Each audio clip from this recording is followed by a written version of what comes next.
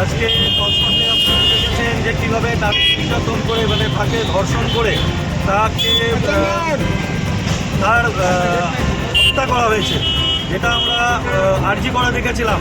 সেটা আবার এই কলেজের মধ্যেই তৃণমূলের নেতারা কীভাবে মহিলাদের উপর অত্যাচার করছে এবং আমাদের যে বাড়ির মেয়েরা যে সুরক্ষিত আছে সেটাও আজকে পশ্চিমবঙ্গে নেই।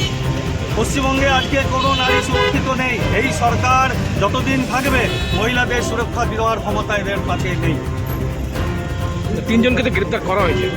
তিনজন গ্রেপ্তার করেছে, হাই ওয়াশ হচ্ছে, এটা হাই ওয়াশ হয়েছে। আমরা দেখেছি আরজি করো বিচার পাইনি, কাকে অ্যারেস্ট করা হয়েছিল?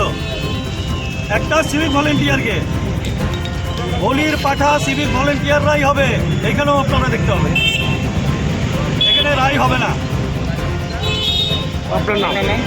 আমার নাম রাখাল চন্দ্র দাস। নারীদের